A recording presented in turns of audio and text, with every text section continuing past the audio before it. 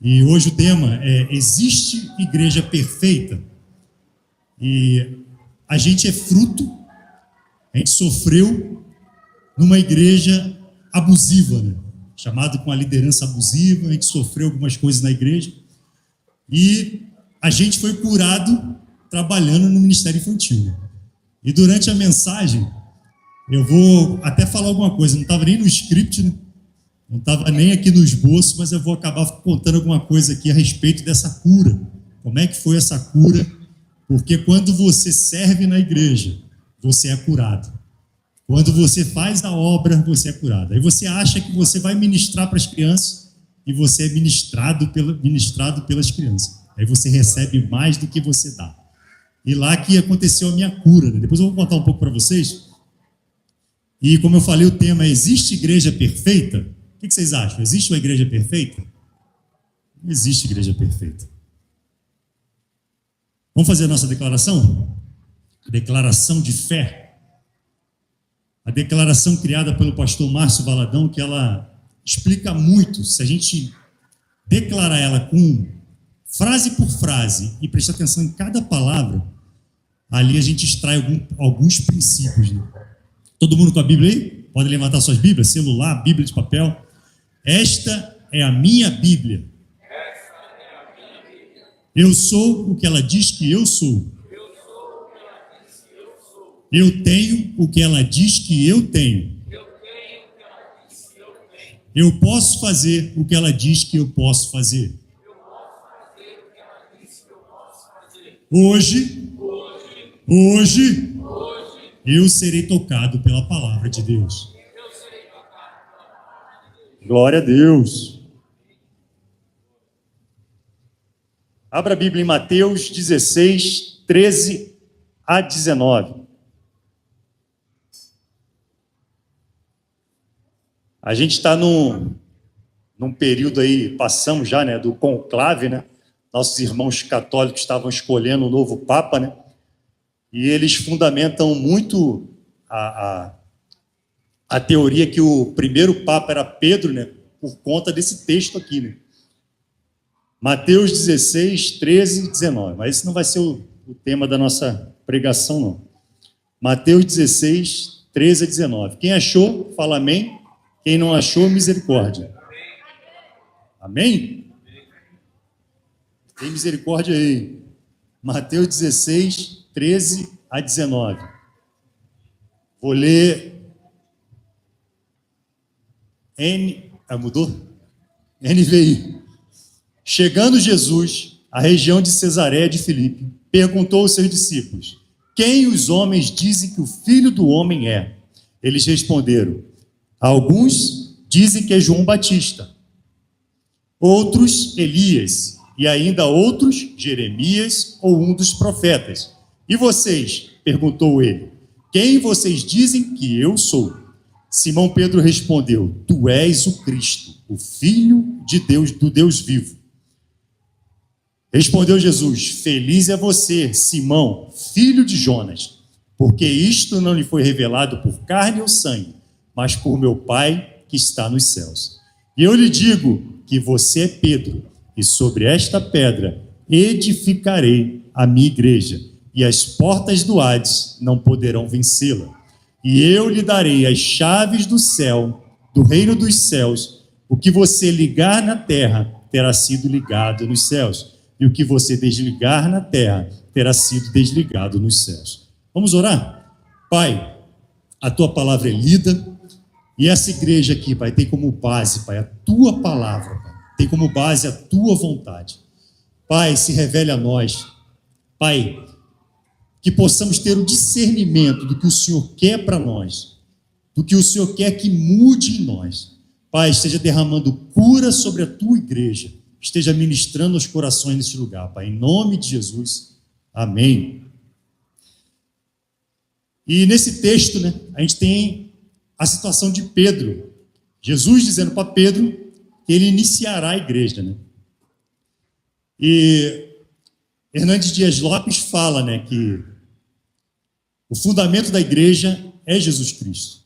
Nós cremos que o fundamento da igreja é Jesus Cristo. eu recebi essa missão de vir para cá e implantar a igreja Lagoinha Sobradinho. Imagina essa igreja aqui fundamentada em mim.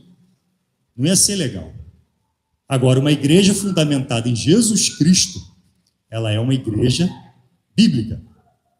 E quando a gente volta lá atrás nesse texto, o Hernandes Dias Lopes ele fala muito sobre isso, né? Eu lhe digo que você, Pedro, e sobre esta pedra edificarei a minha igreja. Jesus estava falando sobre ele próprio, esta pedra. Se fosse sobre Pedro, ele falava, sobre essa pedra edificarei a minha igreja.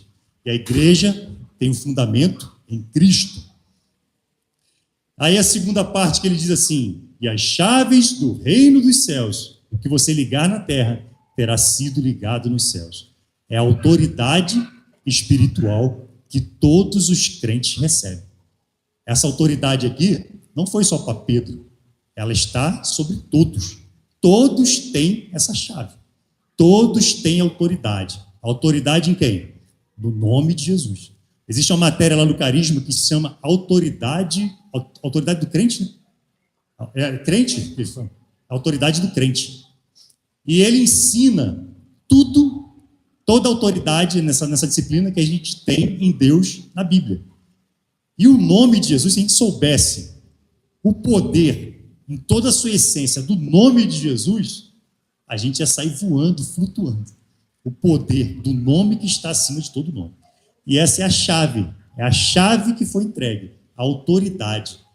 E não foi entregue só para Pedro, foi entregue para toda a igreja, né? As chaves do reino dos céus simbolizam o mundo espiritual. A igreja. As chaves do reino dos céus simbolizam o mundo espiritual. Aí, o mundo espiritual, aí. Aí, já está. E o crente tem essa autoridade no mundo espiritual. Né? Se a gente for lá em Efésios 6, né? Nossa luta não é contra a carne ou sangue, é contra principados e potestades. Então, existe um mundo espiritual. A gente está aqui e existe um mundo espiritual acontecendo. Vou fazer uma pergunta agora para a igreja.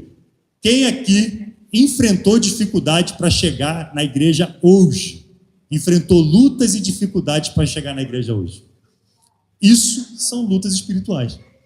E a gente tem que ter o discernimento de saber o que é espiritual e o que é do homem, o que é carnal. Às vezes uma luta é algo para te impedir de chegar aqui e receber uma palavra. Isso pode ser uma luta espiritual. E você tem autoridade no nome de Jesus para você repreender tudo isso. E essa palavra igreja, ela aparece pela primeira vez nesse texto, que lá no grego quer dizer eclésia. Eclésia é a primeira vez que aparece esse termo igreja na Bíblia. E o que simboliza isso? O que significa isso, segundo o dicionário Strong? É a assembleia de cristãos reunidos para adorar em um encontro religioso. Aqueles em que, em qualquer lugar, numa cidade, vila, constituem um grupo e estão unidos em um só corpo. Totalidade dos cristãos dispersos por todo o mundo.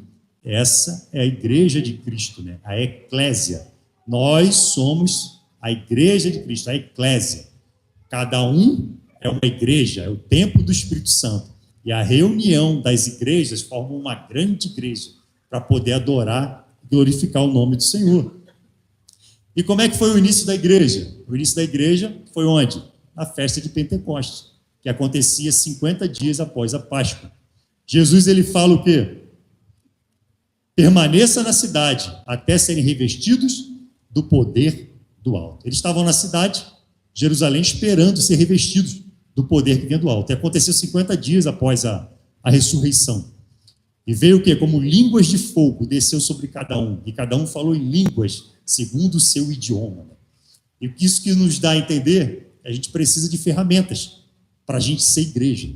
A gente tem que ser ferramentado com os dons espirituais. Né? A Lagoinha, ela crê nos dons espirituais. A gente crê nessas ferramentas. E a gente tem que buscar essa ferramenta. A Bíblia nos ensina a buscar os dons. Busque os dons para você usar na sua vida cristã.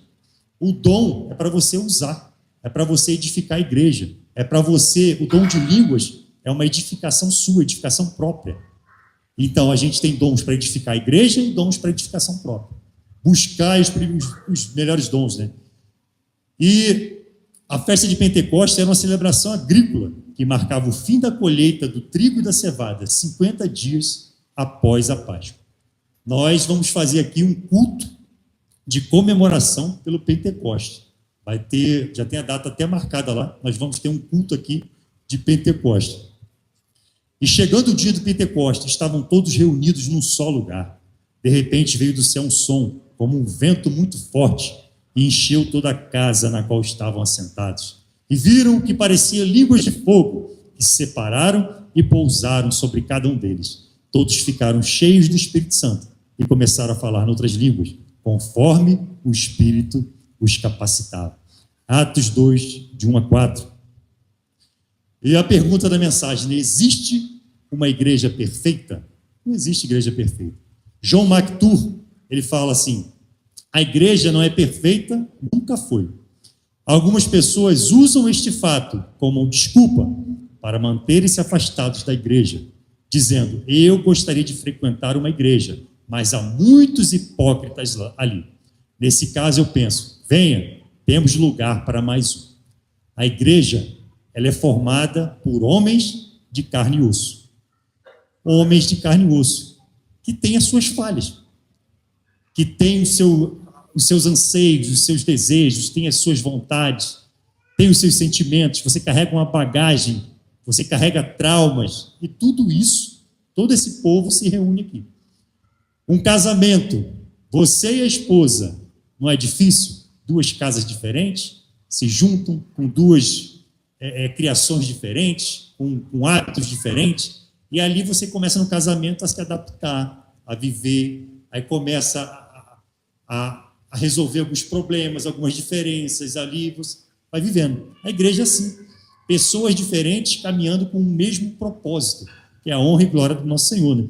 E ela é formada por pessoas imperfeitas, né? Em Atos 2, 42 a 47, nós temos uma igreja, a igreja lá que alguns chamam de igreja primitiva, a igreja do início, a primeira igreja, ela tem algumas características que a gente tem que buscar e a gente tem que analisar quando a gente procura uma igreja para congregar. Algumas características da igreja primitiva. E se a gente abrir lá Atos 2, 42, quem gosta de anotar aí, eles se dedicavam ao ensino dos apóstolos e à comunhão, ao partir do pão e às orações.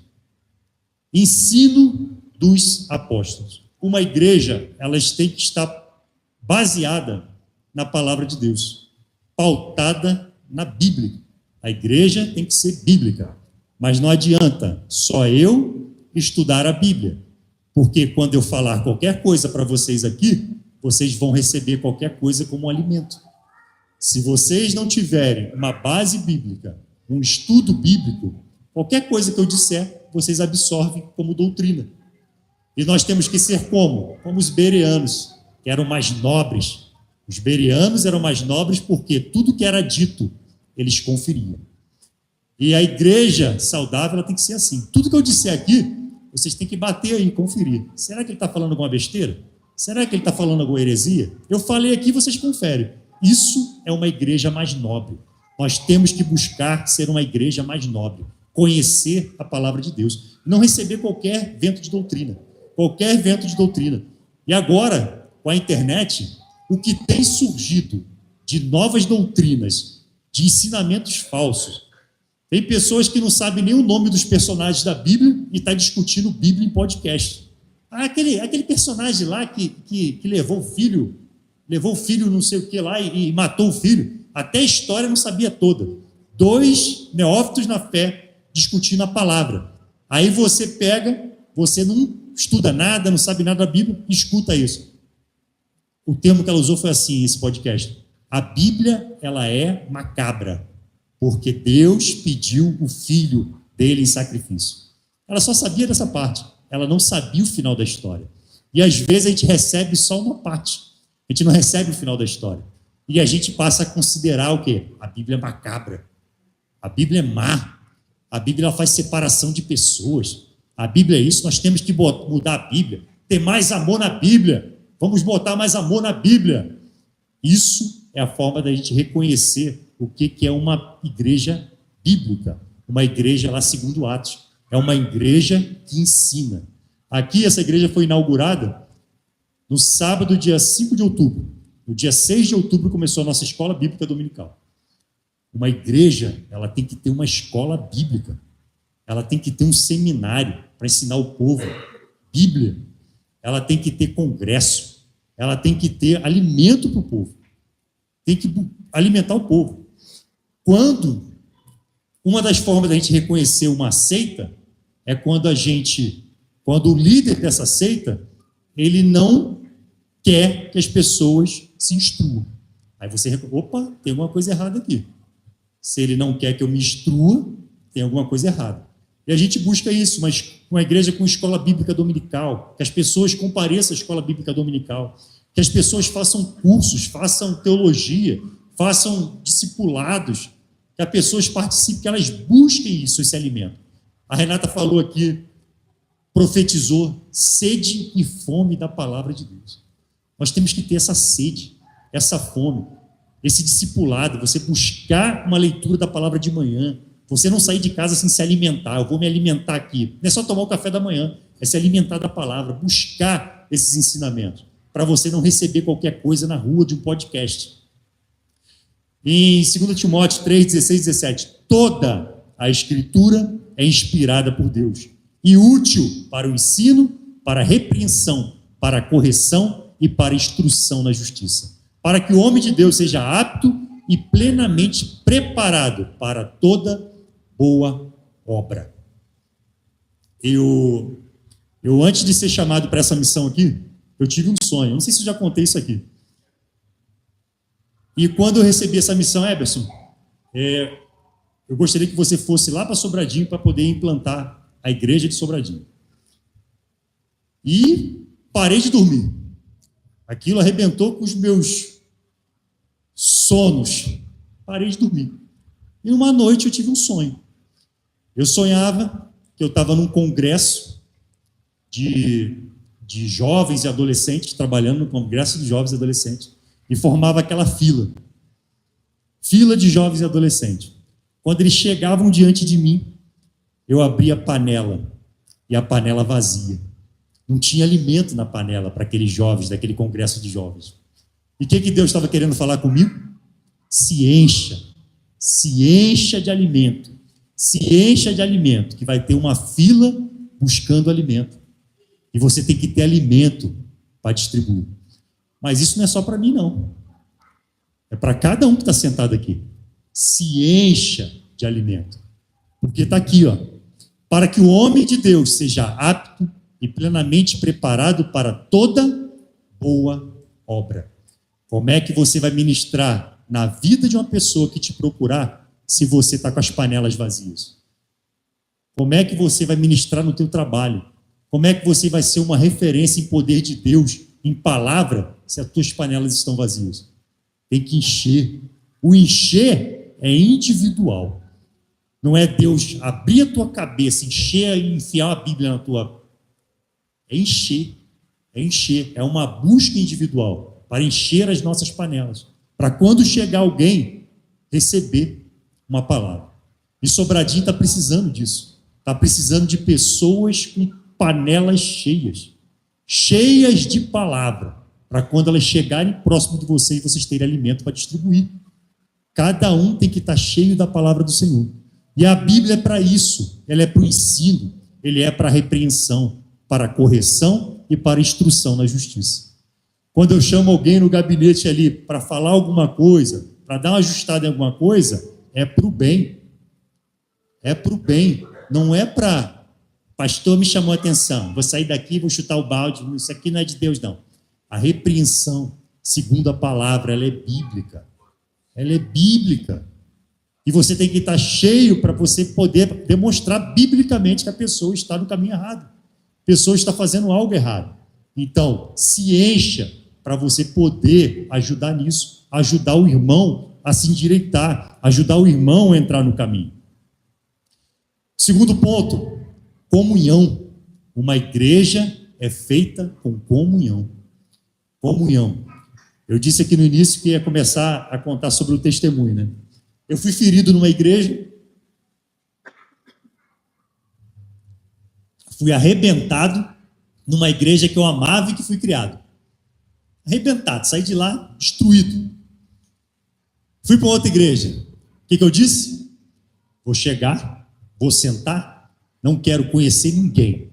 Vou levantar, vou embora e vida que segue. E fiquei assim um tempo. Só que a adoração não é a mesma quando você não tem comunhão. Você precisa ter comunhão. Você precisa conhecer os irmãos, saber o nome. Aqui no momento aqui da oração, ore pelo irmão que está ao seu lado. Qual é o teu nome, irmão? Posso orar pela sua vida? Isso é comunhão. Quando a gente tiver uma mesa ali, vamos jantar aqui todo mundo junto. Senta na mesa. Irmão, qual é o seu nome? Senta na mesa com quem você não conhece. Isso é comunhão. Participar de um GC, isso é comunhão. Você ter comunhão com os irmãos, estar no grupo de crescimento. Conhecer. Comunhão o quê? Irmão, estou com dificuldade. Está ruim o negócio lá em casa. Tem como orar por mim? Isso é comunhão. Agora, você entrou na igreja, não conhece ninguém, sentou, foi embora. A quem você vai pedir socorro? Se você não tem comunhão. Comunhão faz parte da adoração. Comunhão faz parte do culto. E eu demorei um pouco para entender isso. A comunhão, a voltar até a comunhão. Eu estava me sentindo vazio, faltava alguma coisa. E ali era a comunhão. Eu comecei de novo a ter comunhão. Conheci um, conheci outro, aí fui conhecendo. Aí veio um amigo, ou ele já estava antes, não sei se estava antes, já estava lá. Ele já estava lá, aí comecei a conversar com esse amigo. Aí ele, Eberson, vamos trabalhar com as crianças? Tem um projeto aí de inserir os homens no Kids, para as crianças terem a personalidade, a pessoa masculina de referência, que tem muita criança na igreja sem referência masculina. E, rapaz, eu trabalhar com criança, cara, tem perfil nenhum para trabalhar com criança. Vamos lá, Eberson, vamos trabalhar com criança. E quando começou esse projeto lá, né? Começamos esse projeto, as mães chegavam cheias de medo, né? Eu olhava assim, um homem na sala, era sempre eu e uma mulher, né? Aí eu olhava assim, rapaz, vou deixar minha filha com esse brutamonte aí, não. Aí, aquele momento de adaptação, né? E eu fiquei conhecido depois na igreja como tira no jardim de infância. Né? Mas era bom demais, irmãos. Aquilo foi me curando. Eu preparava em casa, né, as historinhas com super-heróis, com bonecos do meu filho. Aí o Superman era Jesus, aí o Batman era João, e eu comecei a contar para as crianças, com os bonequinhos, as histórias bíblicas. E aquilo virou uma febre na igreja, as crianças corriam para me abraçar, e aquilo foi me curando, ao ponto de completamente curado, né? O episódio que mais marcou, né? Eu fiquei um tempo fora da igreja por conta da trombose, eu tive uma trombose, fiquei um tempo em casa, né? E alguns domingos, né? Aí quando eu pisei na igreja, veio uma menininha, né? Devia ter era da turma 5, 6 anos. Ela veio correndo no meio do pátio da igreja. Tio! Aí me deu um abração no meio do pátio. Eu estava com tanta saudade do Senhor, e aquilo desmanchou o tiro no jardim de infância, né? Estava com tanta saudade do Senhor. Mas isso, servir, ele cura, ele liberta. Você servir os irmãos, você recebe mais palavras do que você acaba ministrando. E eu acabei sendo curado, né, no meio daquela criançada, com comunhão, com organização, com você estar ali no meio. Outra forma de ser igreja é no partir do pão. A mesa, ela cura. A mesa liberta. O partir do pão é uma forma de você ser igreja, no partir do pão. Quantas coisas você resolve convidando para um café? Quantas coisas você resolve convidando para um almoço? Jesus, ele sentou no meio de pecadores. Jesus, ele sentou no meio de fariseu, no meio de publicanos. Ele não se importava com isso, porque a mesa trazia salvação. Ele pregava na mesa a salvação. Ele dava o exemplo na salvação. Na última ceia, estava lá o pecador do lado dele. Até o último instante, ele estava lá, confiante que aquele pessoa iria se libertar. Ele confiava nisso na mesa. Quando ele estava caminhando com os discípulos lá de Emaús, do caminho de Emaús, no final da caminhada ele senta com aqueles discípulos. Ele está à mesa, ele está no partir do pão, ele está ministrando. Eles reconhecem no partir do pão, né? Como queimava em nossos corações a palavra, quando ele ministrava a palavra. Então, a igreja, ele tem que ter o partir do pão. Ela tem que ter a comunhão no partir do pão. Orações. Uma igreja ideal tem que estar pautada e fundamentada em oração. Você está numa igreja que não ora, abre teu olho. Fique atento. A igreja, ela tem que ter oração. Tudo que fizer, embaixo de oração. Tudo que precede, o antes de alguma coisa, algum trabalho, alguma decisão, oração. A igreja tem que estar debaixo de oração. Muita oração. A oração serve para quê? Sustento da igreja. A oração deve ser o quê? Constante. Uma oração sem cessar. A oração deve ser sincera, sem formalidade. A oração deve ser nossa primeira solução. Peguei o Isaac ali agora, né, que ele estava aqui meio enjoadinho, levei lá para trás, febril, orei por ele. Orei por ele. Deve ser a nossa primeira solução, a oração. Orar por um enfermo, orar por uma situação, deve ser a oração. Orar para decidir em que igreja congregar, debaixo da oração.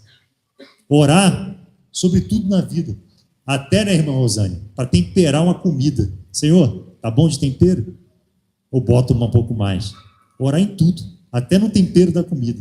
Ah, mas não vou não vou perturbar o mestre com uma oração tão simples, em decidir qual caminho que eu vou seguir para ir para o meu trabalho. Ele gosta de receber a tua oração para saber que caminho tu vai seguir para o trabalho. Ele quer ouvir a tua oração em tudo, em cada decisão da sua vida. Os jovens, decisão de profissão, ele quer ouvir. Eu estava na aula ali dos jovens, né? Do batismo, não, dos jovens.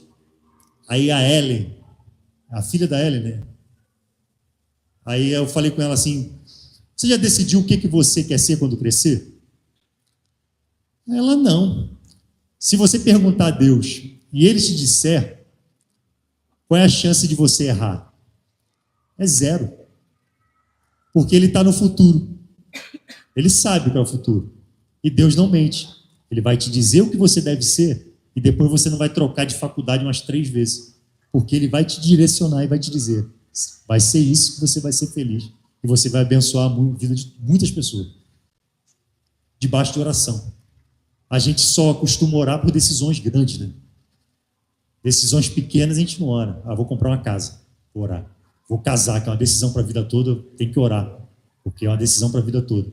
E as pequenas decisões a gente não toma debaixo de oração. Sempre oração. Aqui na igreja a gente está tendo tempo de oração. Todo domingo às 8h30 da manhã. Venha participar do tempo de oração. Você está aqui num tempo de oração com Deus. Ah, eu não tenho tempo para estar aqui no tempo de oração. Ore em casa. Ore em casa o tempo todo. Você acordou de manhã, já rola da cama, já cai de joelho do lado. Ah, eu não tenho tempo, é corrido. 5 minutinhos. 5 minutinhos, só para agradecer pela noite. Senhor, que noite maravilhosa. Esteja me conduzindo por esse dia. Acabou. Amém. Ali 5 minutinhos. Ele se agrada, ele quer falar contigo. Ah, pastor, Deus não fala comigo. Quanto tempo você não procura Ele? Há quanto tempo você não procura Ele? Eu enfrentei, sexta-feira, no meu trabalho,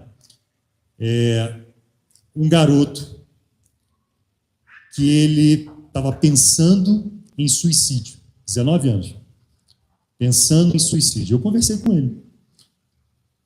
E, para meu espanto, criado na igreja, pensando em suicídio criado na igreja. Aí levei ele lá para minha salinha, aí comecei a conversar com ele, conversar.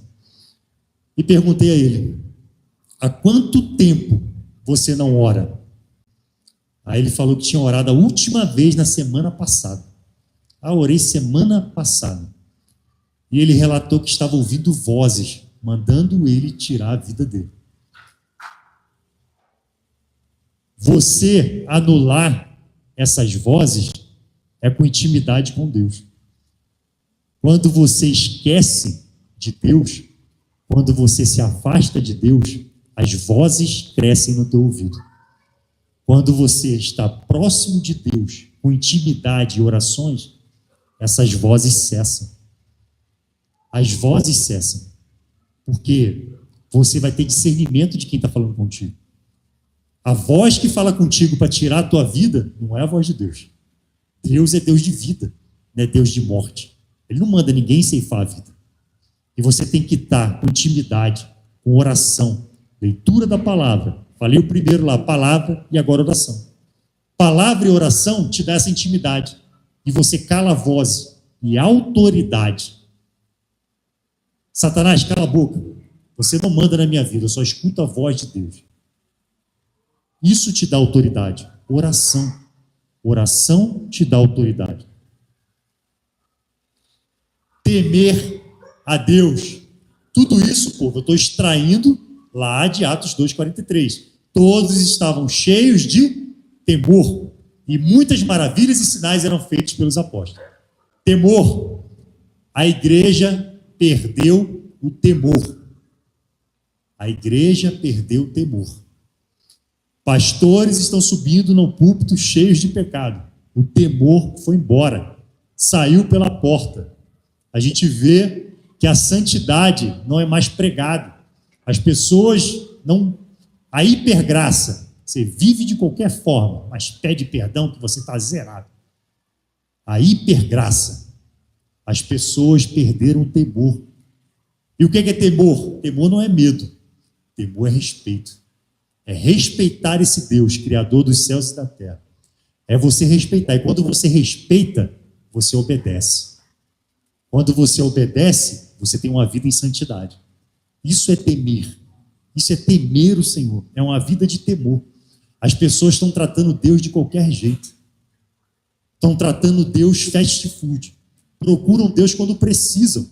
E quando recebem, vão embora. Estão tratando Deus de forma desleixada. Tratando Deus como se fosse um amiguinho da escola. Isso não é temor. Você tem que ter o temor de Deus. A igreja cheia de Deus, a igreja ideal, ela tem temor. Ela tem membros que temem. Ela tem liderança que teme o Senhor. Que não tem medo, tem intimidade, mas teme, respeita esse Deus. Ela teme, conhece esse Deus que ela serve. Isso é o temor. Isso é o temor do Senhor. Temor é conhecer Deus. E o temor vem da noite para o dia? Leitura da palavra. Leitura da palavra. Você conhecendo esse Deus, leitura da palavra, você vai ter temor. E a igreja está o quê? Vivendo de qualquer forma. Vivendo em pecado. E fazendo de qualquer jeito. Você servir de qualquer jeito, isso é falta de temor. Você trabalha na igreja e faz de qualquer jeito, falta de temor. Deus não é prioridade na sua vida, falta de temor. Deus não é prioridade na sua vida, falta de temor. O pessoal está com o olho arregalado. Calma, povo. Calma. Maravilhas e sinais. Falei do temor, agora vem os milagres. Maravilhas e sinais. Todos estavam cheios de temor e muitas maravilhas e sinais eram feitas pelos apóstolos. Muitas maravilhas e sinais. A gente viu aqui algumas coisas que antecederam as maravilhas e os sinais. A gente precisa cumprir as fases para a gente ver o poder de Deus descer sobre a igreja. Cumprir todas as fases para a gente ver o poder de Deus descer sobre a igreja. Não adianta a gente chegar e querer as maravilhas e sinais sem antes ter uma busca. Eu só quero o meu milagre. Eu sou um consumidor da fé. Eu estou aqui para poder receber o meu milagre. Mas cadê a sua contrapartida? Cadê a sua contraproposta? Você só quer o milagre, mas o que você tem feito? O que você tem feito? Onde está o Senhor na sua vida? Onde Ele está na sua vida? Eu tenho batido um pouco aí nessa questão da primícia e da prioridade na nossa vida. A gente reconhece o que tem sido a primícia ou prioridade na nossa vida quando a gente surge alguma coisa e Deus, ele cai para segundo plano. Vou dar um exemplo. Você vai numa festa no domingo de manhã, de almoço da família. Aí você chega às 4 horas da tarde, cansado. Ó Senhor, o Senhor me entende, estou cansado, não vou à igreja. Estou cansado, Senhor, me entende. Você priorizou a festa, priorizou o seu descanso e deixou o servir, o adorar em segundo plano. Aí nessa que você não aparece aqui no domingo, você já tem o quê? 15 dias longe. Isso se você não faz uma busca diária, uma busca de devocional. E qualquer coisa que surge na sua vida te tira do propósito. O pastor não curtiu a sua foto no Instagram. Opa, não vou lá não, que o pastor não viu minha foto no Instagram. Ele te tirou do propósito. Qual é a prioridade? A tua prioridade é Deus ou a curtida da foto do pastor? Qual a prioridade? Qualquer coisa te tira do propósito. O irmão te olha torto, te tira do propósito. E isso que aconteceu comigo lá atrás. Qualquer coisa, eu só queria uma desculpa para poder sair do propósito. Eu queria só uma desculpa para ser ferido. Eu queria só uma desculpa. E qualquer coisa acaba te magoando. É só querer uma desculpa. Mas para a gente alcançar as maravilhas e sinais, a gente tem que seguir todo o caminho. Todo o caminho. E quais são esses sinais? Estes sinais acompanharão os que crerem. Em meu nome expulsarão demônios, falarão novas línguas, pegarão em serpentes, e se beberem algum veneno mortal, não lhes fará mal nenhum. Imporão as mãos sobre os doentes, e estes ficarão curados. Esses são os sinais que acompanham aquele. Esses são os sinais que acompanham a igreja ideal. A gente tem falado muito aqui sobre... Eu tenho orado muito sobre operação de milagres aqui, que aconteça milagres aqui nessa igreja. Que aconteça milagres aqui nessa igreja. Mas só vai acontecer milagre aqui nessa igreja quando existir uma busca genuína completa de todos os membros dessa igreja. Eu falei no início o que é a igreja. A igreja é a reunião dos adoradores. É a reunião dos adoradores que já são igreja, que tem o Espírito Santo habitando dentro dela. Imagina que todos, 100%, chegando, adorando em espírito e em verdade. Como vai ser o poder de Deus aqui nesse lugar se todos chegarem em espírito e em verdade? Eu sei que é difícil. Às vezes os problemas atrapalham. A gente entra aqui, senta, e a gente está pensando no boleto, a gente está pensando nos problemas que vai resolver amanhã, está pensando nas circunstâncias, está pensando num filho, está pensando não sei o que. Onde é que deve estar fulano nessa hora? E a gente está com a mente não para. A gente até colocou aqui no cronômetro do início do culto, tempo de oração, para você chegar aqui e relaxar, as luzes apagadas, para você relaxar, para ter um momento de adoração. É diferente você chegar na correria. Não sei se vocês já perceberam isso. Quando você chega para adorar, da correria, do trânsito, atrasado, não sei o quê, chega aqui, não é a mesma adoração que quando você chega antes, você senta, você abaixa a sua cabeça, você faz uma entrega. A adoração é completamente diferente. Imagina todos aqui chegando nesse propósito, trazendo a sua adoração de casa, já vindo de casa no louvor em adoração, entrando aqui cheio de poder do Espírito. Toda a igreja no mesmo propósito. A gente vai sair daqui voando. As pessoas aqui, cadeirantes, vai sair andando. Câncer curado. Todos no mesmo propósito. Está na Bíblia. É só a gente tomar posse. É aquilo que a gente falou lá no início, do pastor Márcio Valadão. Está na Bíblia. A gente tem que conhecer para a gente tomar posse. Eu não posso orar por uma cura se eu não conheço o Deus que cura. Se eu não conheço o nome que tem poder para curar.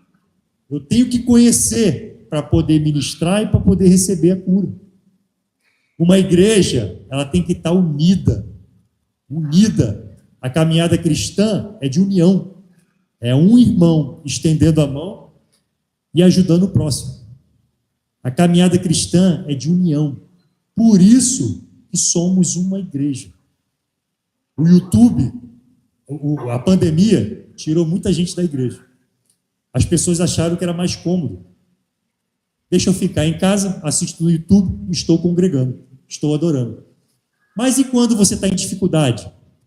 Você tem aquele irmão do GC para você mandar aquela mensagem ou fazer aquela ligação para orar juntos? Irmão, estou precisando de um conselho de um homem de Deus e de uma mulher de Deus. Você está aí, você pode conversar comigo? Os irmãos têm que estar em união, unidos. Temos que estar congregando. Acabar com essa falácia aí do YouTube, que o YouTube é a igreja, não é a igreja. Igreja está aqui, ó. É estar aqui, caminhando junto. É estar no GC, no grupo de crescimento. Conhecendo outros irmãos, dando a mão, caminhando junto. Isso é a união. A união da igreja é isso. Os irmãos precisam estar unidos, vencer as dificuldades juntos. Como é bom e agradável quando os irmãos convivem em união. Salmos 133, 1. Compartilhamento. Compartilhar as coisas. Todos os que criam mantinham-se unidos e tinham tudo em comum, vendendo suas propriedades e bens, distribuíam a cada um conforme a sua necessidade. Os irmãos, eles têm que se ajudar. Empresários, um ajudar o outro. Eu preciso de um fornecedor de não sei o quê, preciso de não sei o quê. É ajuda mútua. Às vezes estou precisando de um serviço, tem um irmão da igreja que faz o serviço. Contrata o irmão da igreja. É a comunhão. Aí o irmão sai da igreja. Passei necessidade, a igreja não me ajudou. Aí a gente pergunta assim, irmão, você estava num GC? Não. Você estava em comunhão? Você tem algum amigo dentro da igreja? Você falou com alguém dentro da igreja? Não. Irmão, como é que você quer que a gente adivinhe? O GC, ele serve também para isso. Você está em comunhão no GC, você vai compartilhar. Irmão, estou em dificuldade. Estou precisando de uma cesta básica. Precisa chegar ao conhecimento. Nós temos um ministério aqui, o ICARE, que ele ajuda os irmãos, ele distribui cesta básica. Só que tem que chegar ao conhecimento que o irmão está passando necessidade. Para os irmãos compartilharem o que tem. Isso é igreja. Compartilhar o que tem, ajudar. Mas tem que chegar ao conhecimento. Não adianta que ninguém vai adivinhar. E para isso, tem que fazer chegar ao conhecimento. E não sair da igreja magoado, porque ninguém fez nada. Mas não fez nada porque ninguém sabia. Eu tenho certeza que quando soubermos, vamos fazer alguma coisa. Traga a informação. Compartilhar. É a igreja ideal. Chama o louvor, por favor.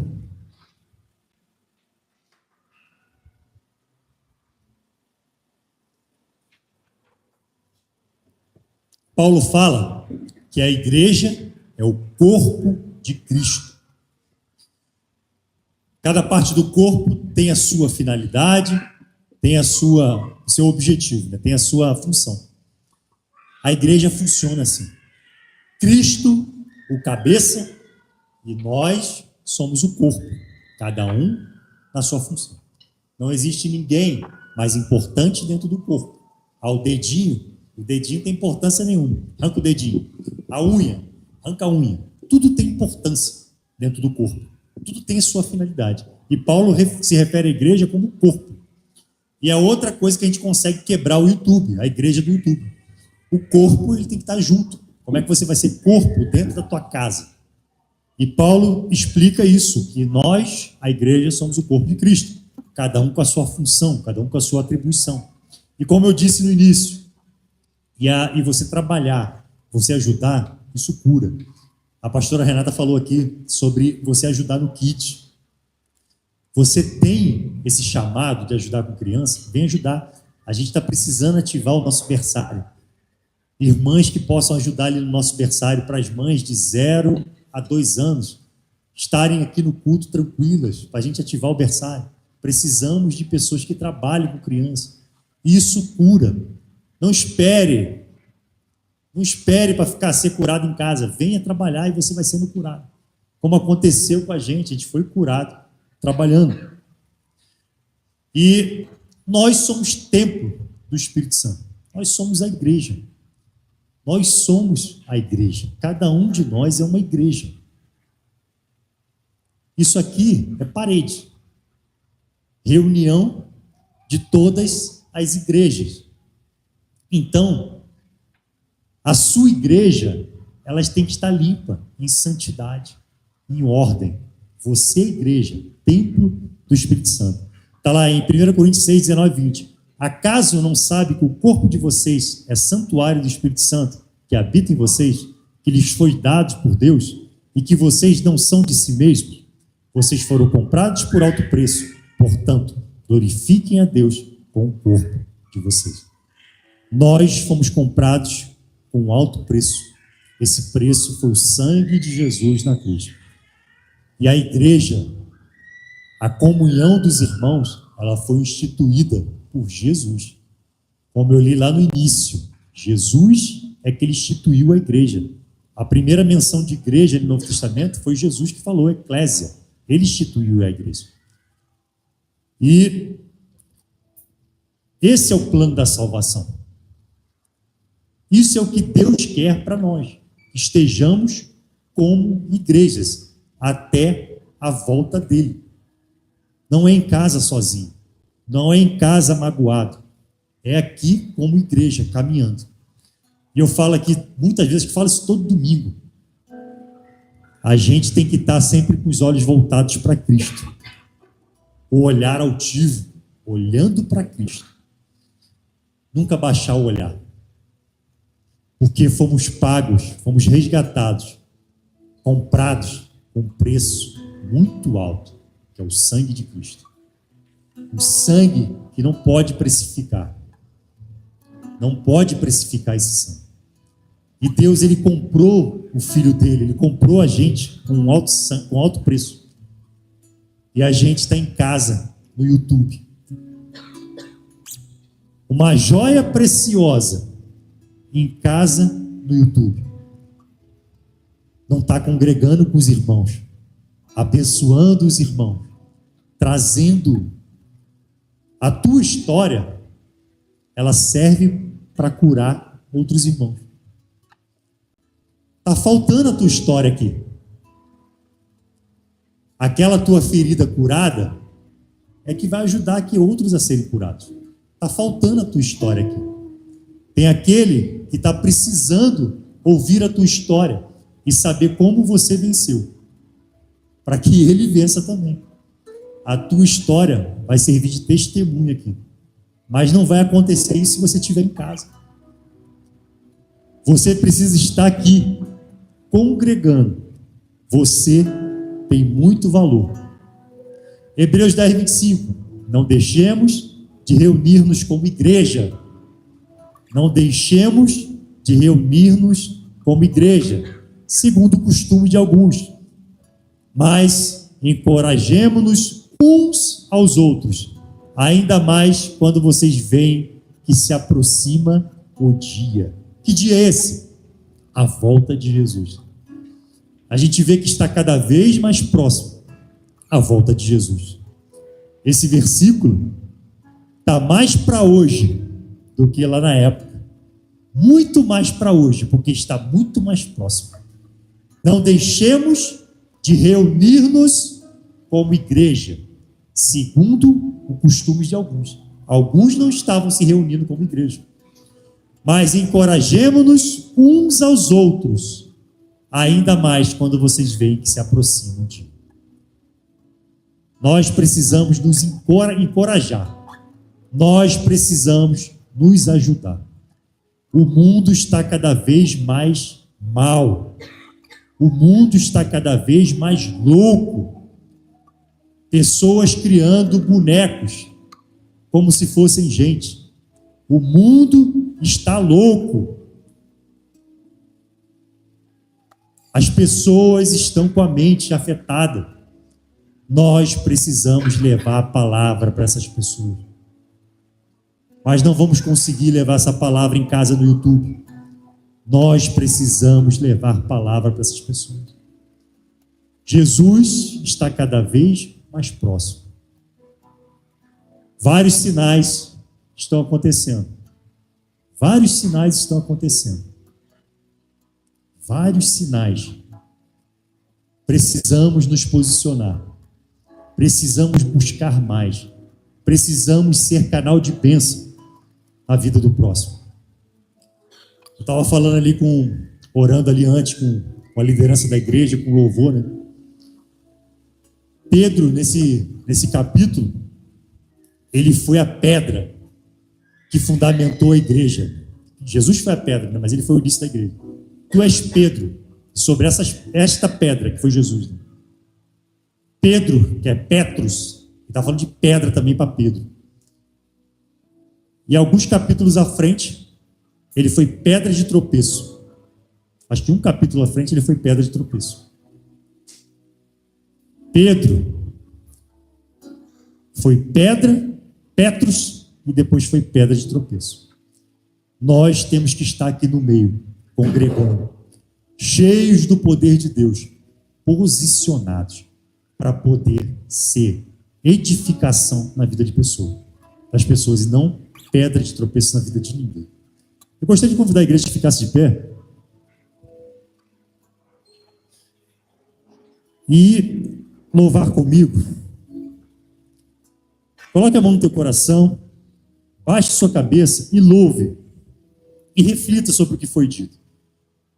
Reflita sobre como, às vezes, o trauma, a ferida é difícil de ser curada. Mas existe um Deus que cura. E Ele está presente aqui. Existe um Deus que cura. E esse Deus está presente aqui. Existe o Espírito Santo que habita dentro de nós. E esse Espírito Santo está aqui. Se você está ferido e já tem o Espírito Santo habitando dentro de você, Ele cura. Fale com Ele agora nesse momento, durante esse louvor. E se você nunca tomou uma decisão, eu vou te dar essa oportunidade hoje também, para você convidar o Espírito Santo para habitar dentro de você. O mesmo Espírito Santo, Ele também cura. Ele vai habitar dentro de você e vai te curar. Então reflita e cante esse louvor.